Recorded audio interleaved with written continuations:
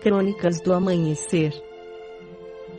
Por Feijão Centro Espírita Allan Kardec de Balneário Gaivota, 14 de abril de 2019.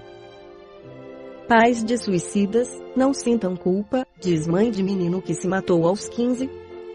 Micael tinha 15 anos e cursava o 9º ano quando tirou a própria vida, dias antes do último Natal. Os pais são Daniel e Isabela Mastral. Ele é escritor e conferencista, 51 anos, e ela médica, 49. No início do ano, o adolescente que adorava estudar inglês e era chamado de Mickey pelos pais, foi diagnosticado com depressão e síndrome de borderline, quando há mudanças de humor, medo de ser abandonado e comportamentos impulsivos. Cerca de 10% dos pacientes cometem suicídio. Em 2 das ocasiões nas quais tentou o suicídio, foi salvo pela mãe. No último dia 22, ela não pôde estar perto. Isabela, que não conseguiu acompanhar o enterro de Micael devido à emoção, conta como tem vivido até aqui. Seu relato foi feito à Universa com a ajuda do marido, Daniel. É muito triste ver um filho abatido. Ele teve todo o nosso amor, amparo, acolhimento, orações. Teve também suporte psiquiátrico de perto. Não levamos nenhum peso de culpa. Fizemos nosso melhor. Paramos nosso trabalho para nos dedicar em tempo integral a ele. Nunca negamos um abraço. Eu também tive depressão e borderline. Demorou mais de 10 anos para achar o tratamento certo. Micael era um jovem bom, respeitador, honesto, puro e, muitas vezes, ingênuo. Acreditava nas pessoas e no amor. Tratava todos como iguais. Passou a se sentir um peso para nós. Ele sabia que estávamos tomando antidepressivos também e achava que a vida dele estava nos matando. Dizia sempre que nos amava. Antes da doença se manifestar, Mickey saía mais, sorria, brincava, estudava, fazia planos. Aí ele mudou. Parecia ter girado uma chave.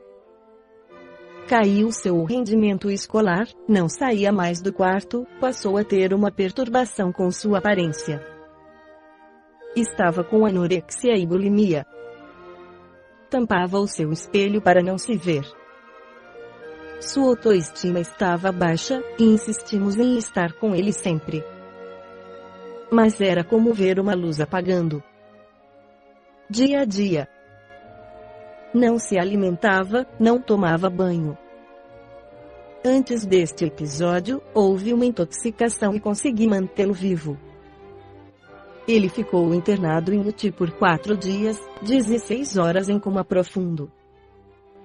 No dia 20 de dezembro, se feriu e conseguimos contornar novamente a situação. Consegui novamente evitar que algo pior acontecesse.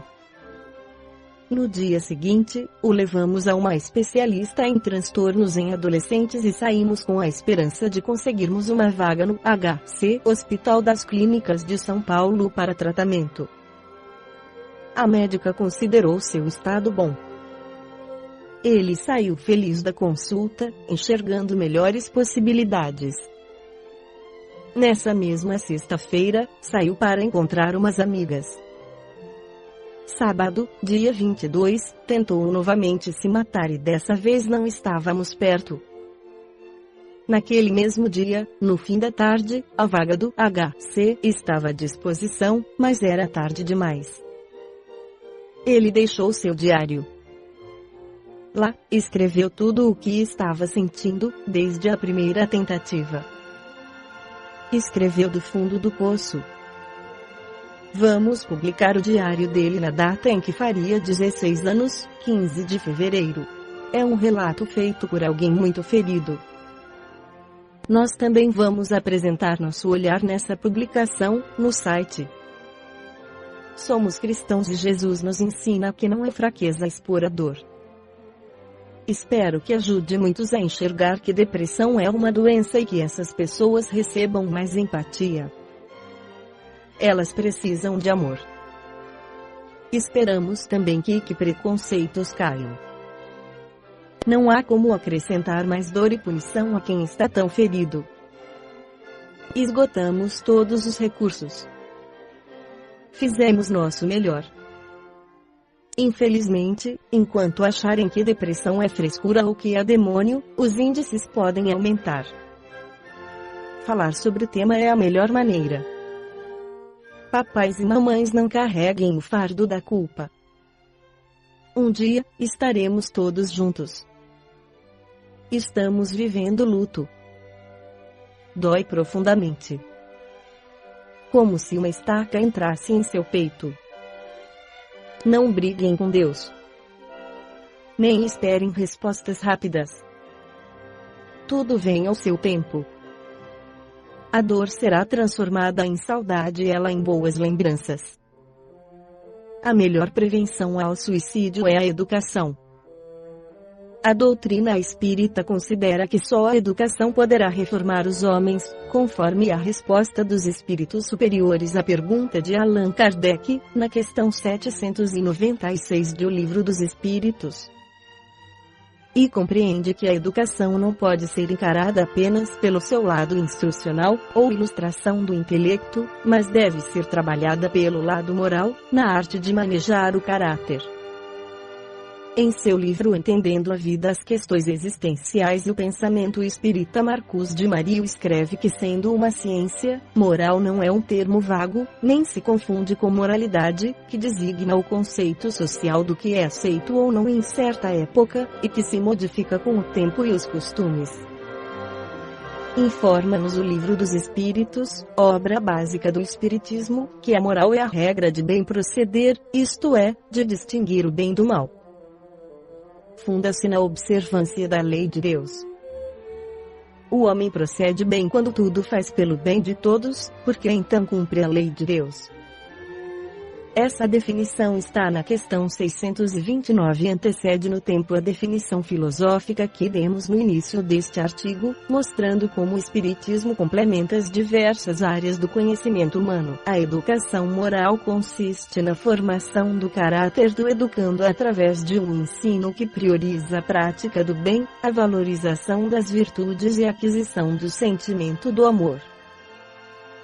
A educação moral não relega a inteligência a segundo plano, pelo contrário, dela se utiliza para que o educando saiba distinguir entre o bem e o mal, entretanto, equilibra os dois fatores básicos da educação, ou seja, a inteligência e o sentimento, o intelecto e o coração.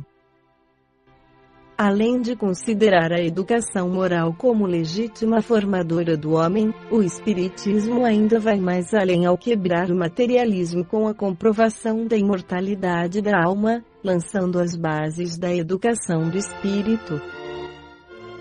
Por esses motivos é que o Espiritismo, lançando seu olhar sobre as escolas, preconiza uma nova metodologia educacional em 3 pontos principais: 1. Educação com amor.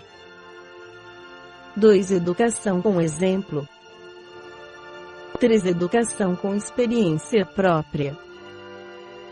A conjugação de todos esses princípios na educação moral é o único caminho capaz de colocar o homem nos trilhos da bondade, reformando as instituições sociais, hoje tão atreladas ao egoísmo que deita raízes nos corações.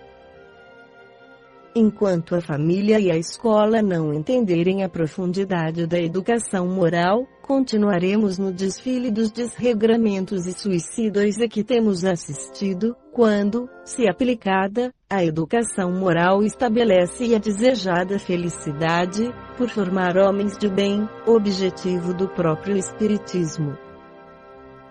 Esta foi a crônica do amanhecer de 14 de abril de 2019. Por Feijão Centro Espírita Allan Kardec de Balneário Gaivota. Que a paz esteja com todos.